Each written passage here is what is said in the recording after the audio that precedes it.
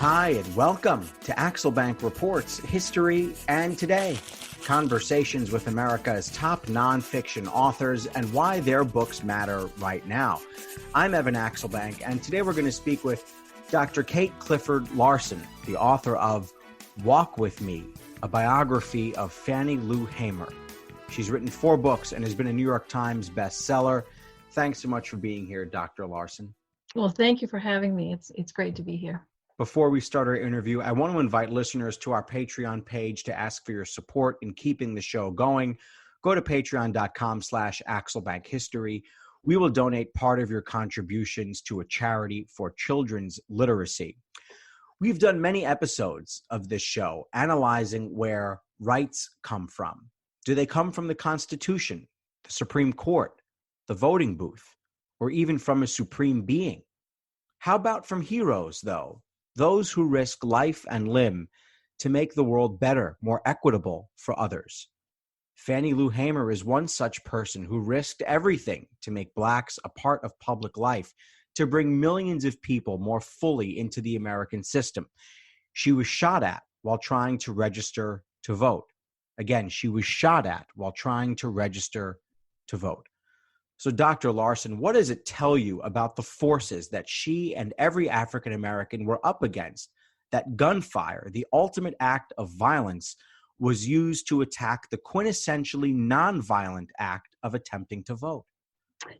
Well, it says a lot about that time period, particularly in the Deep South. In 1963, when she tried to vote, and years after that, and years before that, white people in Mississippi, most white people in Mississippi and in other southern states, were working off, generations of subjugating African Americans and keeping them from having a voice in the public square, in the world of government.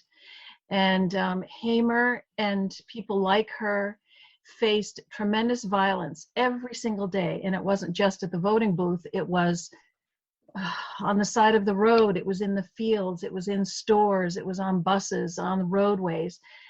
It was just an all-out effort to keep people subjugated and under the thumb of people who wanted to have the power and control over their world. At the end of the introduction, you indicate that this is somewhat of a personal journey for you to showcase her story to more people. Why did Fannie Lou Hamer stick out to you as someone whose story had not been told fully enough to a wide enough audience? And I'd like to say that I think it's been told before, but this new, in all these years, there's a new audience out there, and I think people have forgotten what this country went through in the 50s and 60s to expand the franchise to all Americans, all citizens. It became very personal for me because I had done, my first book was on Harriet Tubman, the famous formerly enslaved woman, Underground Railroad agent, Civil War spy and soldier, women's rights activist. And there's always been something very magical about Harriet Tubman to me. And when I was in graduate school in the 1990s, I learned about Fannie Lou Hamer, and she stuck with me in a way that Tubman always stuck with me. But she was always in the back of my mind when I worked on other book projects and was teaching and all sorts of things. But in 2015, her voice got really loud in my head and I couldn't shake her. And I decided I would really put some effort into learning about her life. And that's when I felt compelled to write about her. And I was fortunate because so many more resources were available to me. And then the Times, all of a sudden, it was a little spooky, frankly, to be researching her story. And then there were challenges to voting rights at the same time. You mean right as Barack Obama is finishing up his term of office and right as Donald Trump was rising politically? Right. And a little bit before that. I mean, there were changes to campaign laws and, there were changes in the country. There were efforts going on to sort of suppress the vote in some places. And I didn't quite understand it. And so learning about Fannie Lou Hamer and her world kind of put things in context for me. It's not the same today as it was then, but there's a context there that I think we all need to be aware of. There's a quote that I had heard before, and that has echoed through the generations from Fannie Lou Hamer, and maybe our listeners will recognize it, but it goes, "Is this America, the land of the free, the home of the brave, where we have to sleep with our telephones off the hooks because our lives are threatened daily, because we want to live as decent human beings in America?" When did she say that? To who? And this was something that I thought was really interesting. I'm a Lyndon Johnson, I guess you could say, fan. I mean, the Robert Caro books are at the top of my list. And he has gone down as a great civil rights president. But you write and you describe in the book that Lyndon Johnson heard her testimony, and you can explain where she was giving it, but he heard what she was saying and called a press conference to try and distract people from her saying that. So what just an interesting thing that we often find in American history, all these contradictions that exist within people. But explain that quote, and then explain why LBJ said, "Whoa, I got to stop the horses here from making it out of the barn." So that phrase comes from a short speech that she gave at the Democratic National Convention in Atlantic City in August of 1964. And she was in a hearing room in front of the Credentials Committee. And every convention, they have a Credentials Committee that takes up issues of who's qualified to sit on the floor and vote for the next candidate for the presidency, et cetera. And so she was there challenging the right of the all-white Mississippi Democratic convention delegates from being seated. She wanted a more diverse group, including members of her newly formed party, the Mississippi Freedom Democratic Party. And she gave a very moving, powerful speech that had people in the audience crying. They were just so stunned at her words and what she was describing about life for an African-American woman in Mississippi at the time. And President Johnson was at the White House at the time, eager to be nominated by the Democratic Party to be the presidential nominee in November. And he heard her words and he knew they were powerful. And he was struggling to keep all the Southern Democratic delegations together and behind him because he needed their votes to get the nomination. And he was such a masterful politician, and he had to make some terrible choices. And he knew that if he allowed her to keep speaking to the nation and to the Credentials Committee, that if they did not seat the all-white Mississippi delegation, then all the Southern states would bolt from the convention, and that would be trouble for the Democratic Party.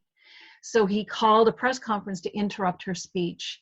And he got up there and he said something like, 9 months and 6 days ago, he read the phone book Kennedy, something ridiculous for 3 minutes. And then he ended it, and they went back to the convention hall, and Hamer had finished.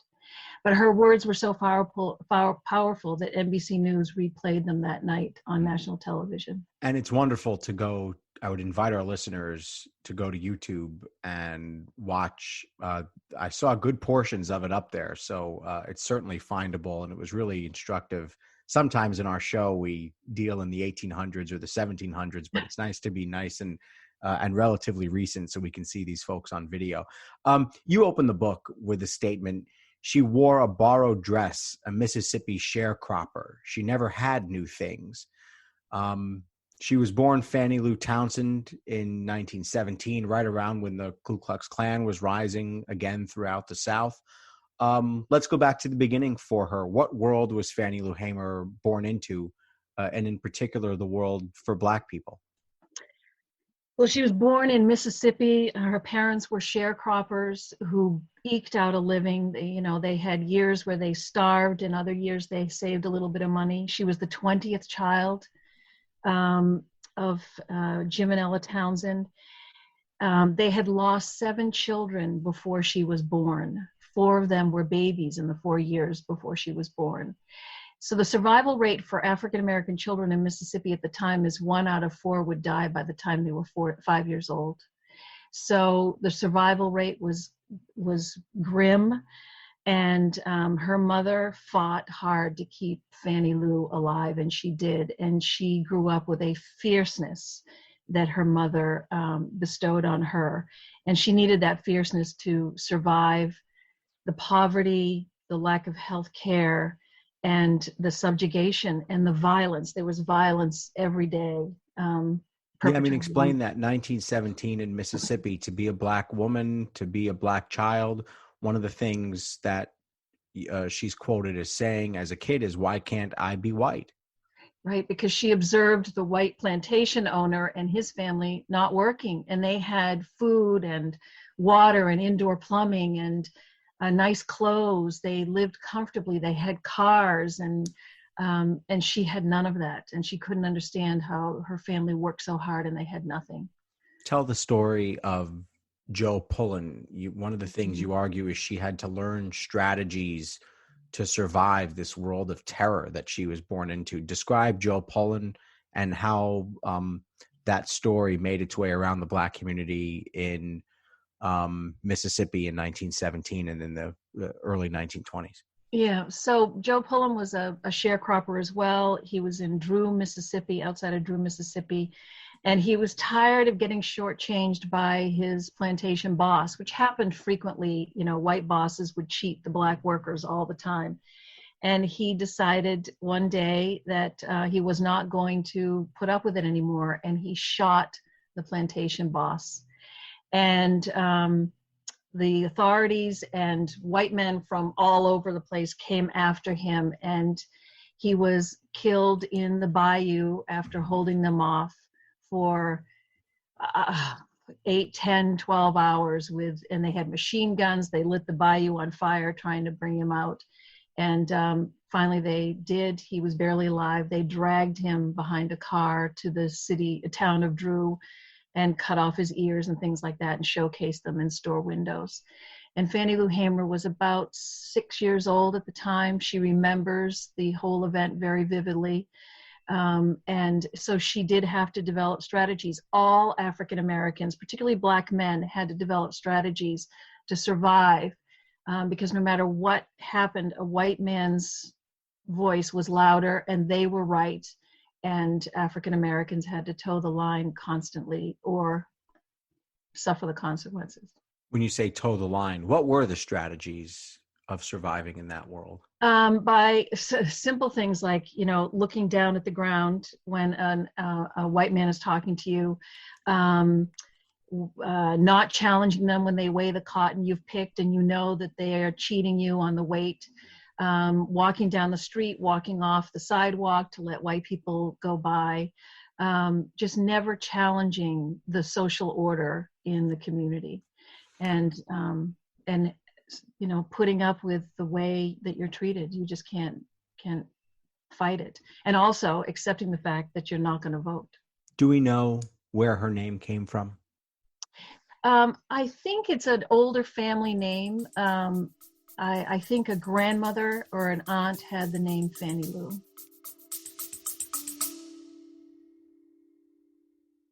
Baking from our childhoods just sticks in the memory, doesn't it? We never set off on holiday without piles of Tupperware, and there'd always be Bakewell slice, flapjacks, and tray baked scones in the boot. Do you not do that, Lisa? Yeah, no. Sadly, I do not stack the Tupperware in the back of the car when we go off on holiday. Oh. Welcome to Small Ways to Live Well, a new podcast from the Simple Things magazine. Season 2 is a pick-me-up tonic that helps us make the shift from winter to spring. A 6-week suggestion box full of things to note, notice and enjoy about the season. Search for Small Ways to Live Well on your podcast app.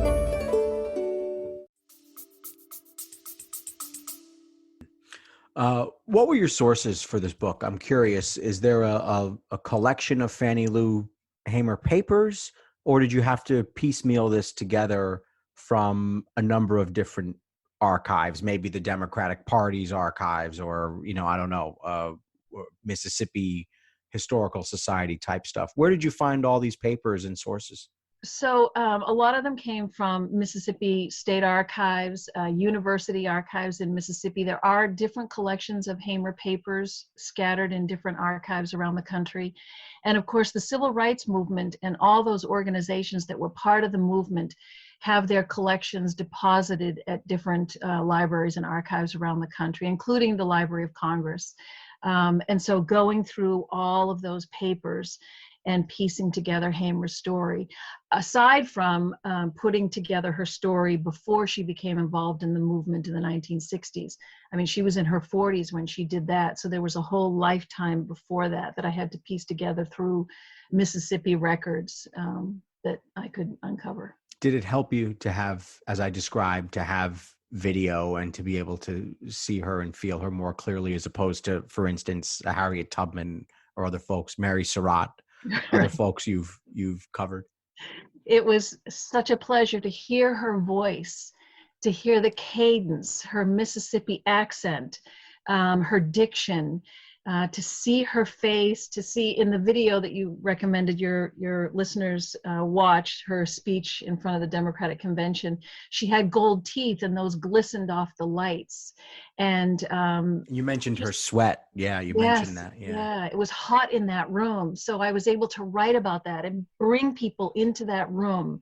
You know, the whir of those old-fashioned news cameras, they were loud. They weren't, silent cameras that we all have now. So just being able to see those videos and videos of her other speeches and to hear, she was at rallies, civil rights rallies sometimes, and then they'd have singers like Bob Dylan and Peter, Paul, and Mary, or she'd get up and start singing herself. It was so important for me to hear her voice, for instance, singing, and then the crowd responding, and they really, really loved her and responded to her. So how was she schooled? Explain, the world she was born into. This is not a situation where we have now where even the worst schools in America are still governed by public school boards, and they're still watched very closely, and there are report cards on the schools themselves. And describe what it was like for a young Black child in 1917 to try and get an education. So schools for Black children in Mississippi were few and far between, first of all, and they were generally, shacks out in the plantation field, or, they just were poorly constructed. 20 cents went to Black schools in Mississippi, whereas $1 would go to white schools, and they were always the new schools. And they were poorly paid teachers. Black children only went to school 3 or 4 months out of the year because they had to be working other times of the year. And as such, Hamer only went through the 6th grade because she had to leave school and work with her parents in order to support her family. When did she first hear those famous words that she made more famous, "This little light of mine"? Bible study was a big part of her early life. And actually, the Bible study and church was the center of her life, and her faith remained the center of her life till the day she died. But in church, there was music, there was food, there was community. The women who had their church committees, she participated in those. She learned democracy in that church hall with women voting on things and hearing stories and reading the Bible. And she was a very bright child, and so she was a tremendous learner, and so she was like the highlight of the church community. She would sing for them even as a small child, and she would recite poetry, and people really admired her and loved her for that. Before we get to this major turning point that she has with the surgery that we'll have you describe as best you can, but before we get to that, describe how she starts to set out into her early adulthood. She is in the sharecropping business, and I thought it was interesting that she was a record keeper. How did her participation in this truly evil business that was reserved for folks on the lower end of the social spectrum back then, how did her early years in that business begin to steel herself for her participation in the civil rights movement ultimately? So she became the record keeper on the Marlowe plantation that she worked on, and because she was literate, she could keep the books, and Mr. Marlowe trusted her. But what she noticed is the field boss, the white guy, had a altered weight that he would use when he measured the cotton. And so when he wasn't around or wasn't looking, she would switch out the weight and use an accurate one so that she could make sure that everybody got their fair payment for how much cotton they picked. And some of the people in the field thought she was crazy, that she was risking her life doing that. But she just had this inner voice that said to her, you know, she's got to stand up in any way that she can. So those were the seeds of the defiant Fannie Lou Hamer, who would become part of the civil rights movement. She winds up essentially getting, I'm not sure if the word forced hysterectomy is right, but she certainly was misled into why she needed this particular surgery. So explain how she was misled and the impact that this starts to have on her. And I thought it was interesting just what our country is going through now with abortion rights. It's fascinating to me that she, even I guess 70 or 80 years ago, equated her reproductive rights being taken away with the lack of political power. Right. So she had been married to Pap Hamer for, a couple decades, and they had been trying to have children of their own. They adopted 2 girls, but they tried to have children of their own. She had miscarriages and stillbirths. So she wanted to have her own children, but she had fibroid tumors. And the plantation boss's wife, Mrs. Marlowe, told her that she could have surgery at the local Ruleville hospital. Dr. Charles Doro Jr. was going to do the surgery, and he would take care of it, and then she'd be able to have children. She had the surgery. What she did not know is that he actually gave her a hysterectomy. He sterilized her, and he didn't tell her. She found out when she was home recuperating, and the plantation cook overheard Mrs. Marlowe telling a friend of hers that Dr. Doro had sterilized her. And it destroyed her in many ways. She went into a deep depression. She questioned her faith, like, why would God do that to her? And when she recovered, and she was determined that she was going to make a difference, that she wasn't going to let that happen to her again. No one was going to do something that she didn't agree to. I want to go back to what I said. Would you describe this as forced, or is it a manipulated? It's more manipulated, because there were forced sterilizations, but this was, he did it without her permission. And it happened to other women in the community too. They'd go in for another type of operation, and then they would discover that they had been sterilized at the same time.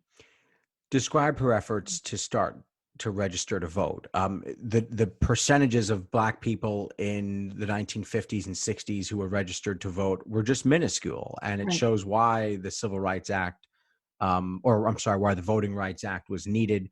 And in 1962, she makes this effort to register to vote in, I hope I say it right, in Indianola, in Mississippi.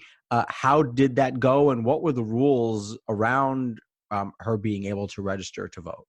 So in Mississippi, half the population at the time was Black, but only 5% of voters were African American. And of those 5%, many of them didn't vote because of intimidation at the polls or threats to their lives if they voted. So there were literacy tests, voting tests that you had to take in order to be approved by the clerk of the court to register to vote. And Hamer knew that there were a lot of illiterate white people who were registered to vote. And so she goes with a group of 17 other Ruleville Black residents to register. Yeah, it's not like they made sure that all the white folks were perfect readers and made sure, right? Yeah, the rules were for a particular reason. But go ahead, sorry. Yeah. So she's literate, she can take the test, but she stumbles on a question, an arcane question about a small part of the Mississippi Constitution, and she can't answer it. So she flunks. They all flunk the test, but she's angry and determined. But the sad thing is, as I said, there were repercussions. When she arrived home that night after trying to register to vote, Mr. Marlowe evicted her from the plantation because she refused to take her registration application back. And this is what happened to people. They lost their jobs when they tried to register to vote. She was arrested and beaten in her home state. Right. In 1963, she became very active in the Student Nonviolent Coordinating Committee, and was learning the process, how to teach people to take these incredibly difficult tests, encouraging them to stand up and try to vote. And on her way back from a training session in South Carolina with a group of other SNCC workers, they were arrested at a cafe, in an interstate bus terminal, arrested, taken to jail, and she and her colleagues were brutally, brutally beaten.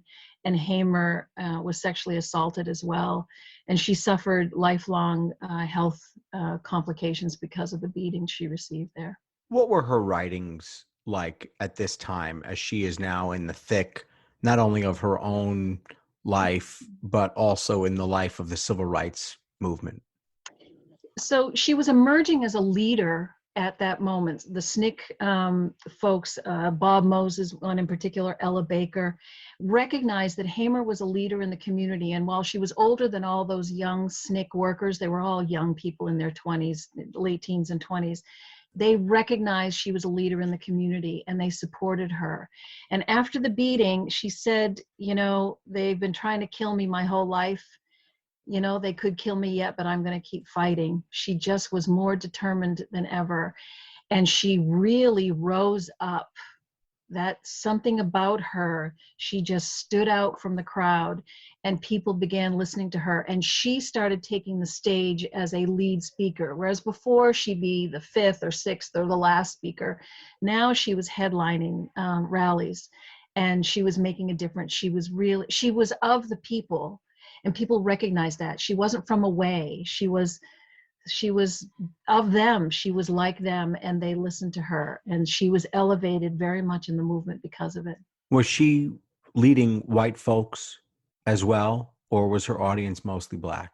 Around the country, it was white folks as well. In Mississippi, it was mostly Black. There were a few white people in Mississippi that were trying to change the system. But beyond Mississippi, there were a lot of white people. She would travel to Massachusetts and Chicago and New York, and the rallies attracted many people from many, many different backgrounds. How did she fit in to the overall movement? Dr. Martin Luther King is becoming very prominent during these years. He's meeting with the President of the United States on occasion. Where did she fit into the national structure of the civil rights movement, and did she ever have the ear of the president? So Martin Luther King represented sort of the church structure, ministers, middle upper class, Black activists and activism, elites in the movement. And Hamer was more grassroots. They did not really see eye to eye at all. King did not really understand her. She did not really understand him. So they met a few times, but they did not connect intellectually at all.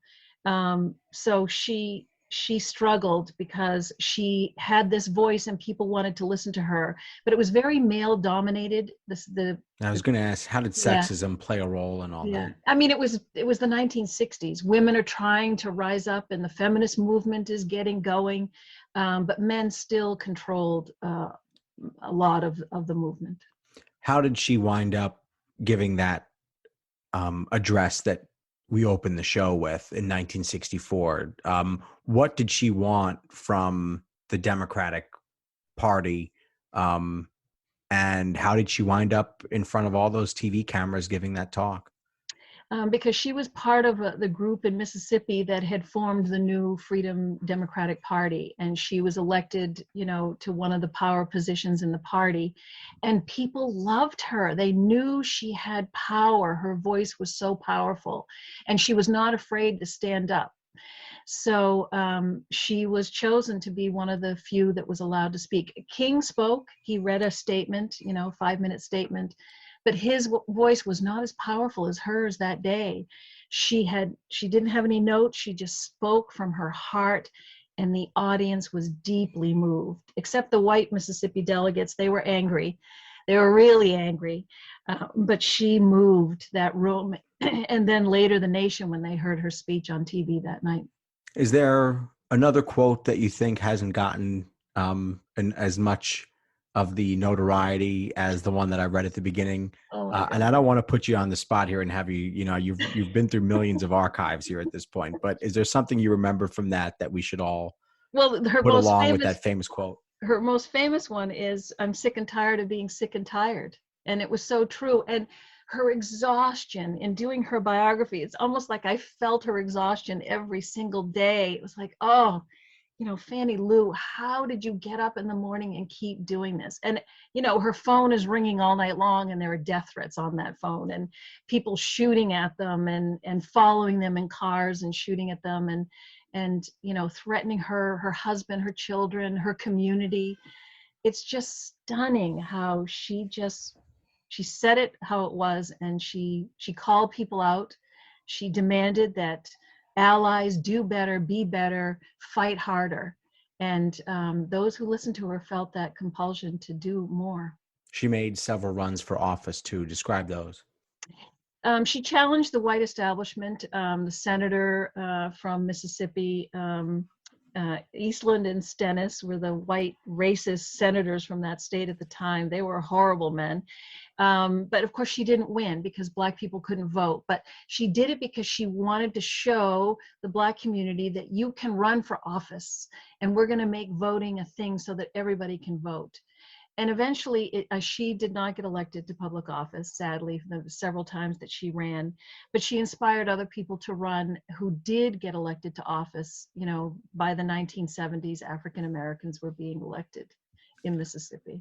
The end of her life is quite sad.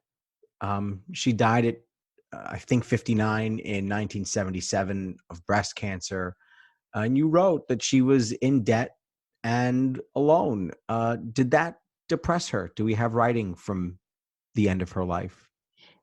We don't have writing from her, but we do from people who saw her in the last few weeks, actually the last couple of years of her life. She continued to fight for the community, Head Start and food insecurity and housing for people.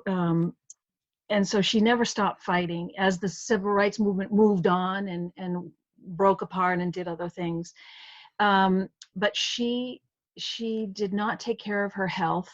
The beatings and the kidney damage certainly plagued her.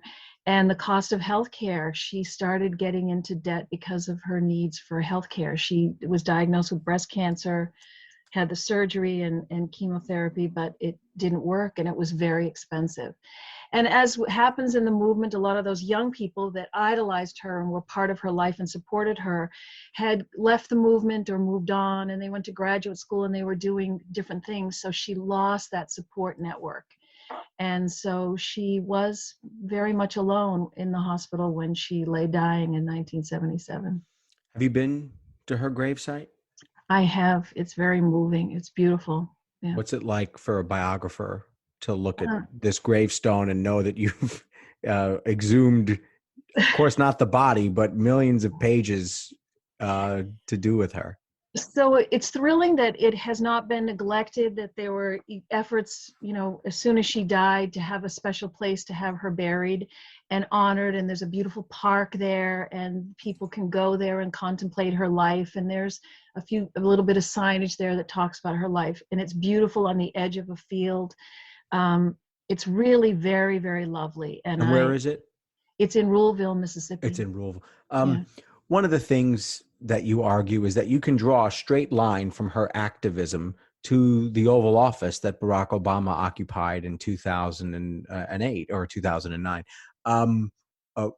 Why is it important to connect those who succeed today with Fannie Lou Hamer and that generation of activists? Well, two of the most important things is because of the Fannie Lou Hamer and activism, and Lyndon Johnson, who was a little bit of a problem in '64 for her. He signed the Civil Rights Act of 1964, and then, more importantly, the Civil Rights Act of 1965, which got rid of all those barriers to voting that many Southern states had put up to prevent Black people from voting. And that changed the world. So that millions of African Americans could finally vote. And the franchise expanded across the country. And as a result of more and more people of color having positions of political power, I can draw that line. We all can draw that line from the movement to the election of Barack Obama. What does her story reveal, both in the ways it has been celebrated and the ways it has been glossed over? What does that reveal about the kinds of heroes that Americans of today crave? It reveals that, yes, we are looking for heroes that look like all of us, that are not elites with the best educations and the best financial resources, that sometimes our heroes come from next door or in the projects or out in the fields or in the mountains, that they're not all the same, and that if there are heroes like that today in our communities, and we need to recognize them and support them. They may not be shiny and perfect and have the perfect diction and pedigree, but they are leaders, and we need to support them, because we all can't be leaders, but we can certainly support those who share our values. Is there anybody out there today who, at least for you, echoes? No one, of course, can be Fannie Lou Hamer, but someone who echoes Fannie Lou Hamer. So there's something special about Hamer, because she came out of a world that was incredibly violent.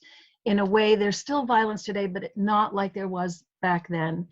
But there are the Stacey Abrams of the world. I mean, that's the one that first comes to mind. But there are other, mostly women now they're climbing those political ladders, and people coming out of cities and rural areas. I think we're beginning to see more of them than we have in the past. And that's across the political spectrum, frankly. It's on the right and on the left. And so people aren't thinking, oh, it's just those polished folks that are climbing their way up. It's everybody now sees that they have an opportunity if they have a voice and something to say that people feel that is speaking to them. Your dedication says, for Jack and James, may they grow up and live in a world with heroes like Fannie Lou Hamer. So I want to ask, who are Jack and James? They're my grandsons. They're 3 years old. Yeah. I love asking authors about their dedication pages. Is there a particular reason you chose them? Is it because of how young they are right now? They're so young. The promise of the idea of kids, decades and decades. Yeah, children are our hope and our future. So yeah. Dare I ask, and I don't hesitate to ask this question, although not every author likes getting it, but who is next for you? Fannie Lou Hamer, Harriet Tubman, Rose Kennedy, Mary Surratt of Lincoln assassination fame. Who's next for you? There are too many choices, and I can't say yet. All right. Well, then let me ask this then. How do you tie all these figures together? I mean, I think there's a relatively clear link between Harriet Tubman and Fannie Lou Hamer, but Rose Kennedy and Mary Surratt, I mean, one of them is a villain of American history, and one of them is maybe the saddest case in American history, given what happened to her. How do you pick these folks, and how do you tie them all together? How do you rectify the relationships between these four? Well, Mary Surratt's kind of a one-off, because if I had known that she was so awful when I started the book, I wouldn't have done it. I thought she was innocent when I started the project, and then I discovered, oh, yikes, she was pretty guilty. But you wrote the book anyway. I did. I was invested, and I thought, well, women, I mean, people don't believe that women could be so awful, and she was. So there you go.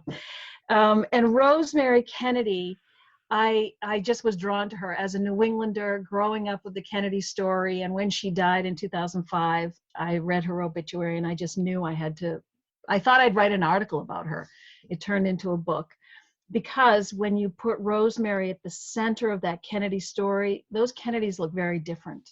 Those siblings were changed because of their sister. And they went on to contribute to some major changes in this country when it comes to people with disabilities.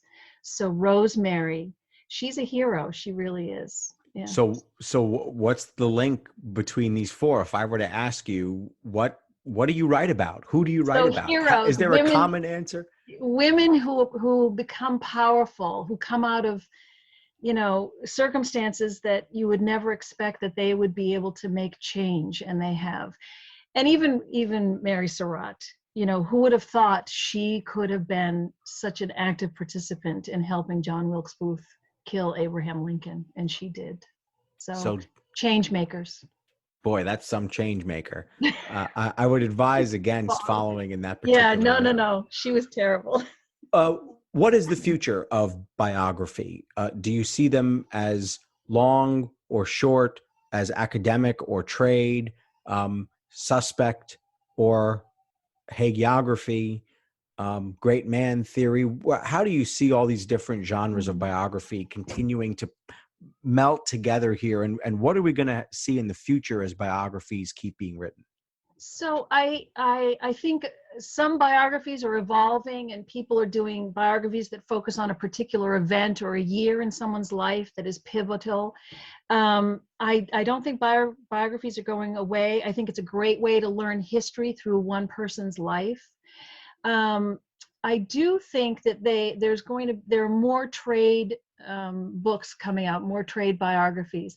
When you go through graduate school to get your PhD, they don't encourage biographies. They don't think they're worthy subjects as for a PhD student. I was lucky; my committee was behind Harriet Tubman 100%. So I think that's changing in academia, and I think we're going to see a lot more crossover books. So it's not just for scholars; it's for everybody. I think it's a great way to learn history. I really do, because you can feel the story through one person if you can identify with them or feel connected in some way. Who is somebody you would never write about, but you love the biographies about them?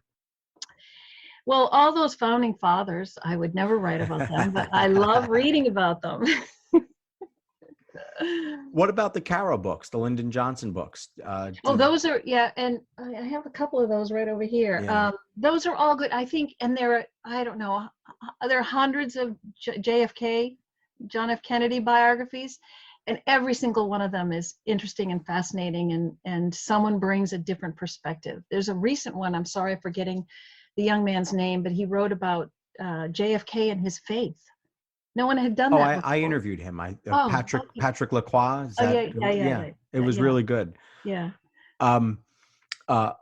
Lastly, how did you feel when you had this document in front of you that you put together that told the story of Fannie Lou Hamer in a new way, and you knew all the blood, sweat, and tears that you put into it, but you also knew that this was a tribute to someone who put in, no offense to you, many more many more amounts of blood and sweat and tears into her cause that was so noble? So I felt the weight of responsibility, a huge weight of responsibility, to honor her, to tell the truth, which was really hard, particularly about her sexual assault. 10 years ago, I might not have written about that, but the Me Too movement sort of made me think Hamer, her truth had to be told too. So I felt a tremendous responsibility and weight to do the right thing. Dr. Kate Clifford Larson, the author of Walk With Me, a biography of Fannie Lou Hamer, thanks so much for being with us. Thank you for having me. Check out the book. Check out her website, KateCliffordLarson.com. She's on social media at twitter.com/KCliffLarson. I want to invite listeners to our Patreon page to ask for your support in keeping the show going. Go to patreon.com/AxelBankHistory. We will donate part of your contributions to a charity for children's literacy. And thank you for listening to Axel Bank Reports, History and Today, conversations with America's top nonfiction authors and why their books matter right now. Check us out on Facebook, Twitter, and Instagram at Axel Bank History. We update those with clips from the show, guest announcements, and book recommendations. We'll see you next time. Thanks.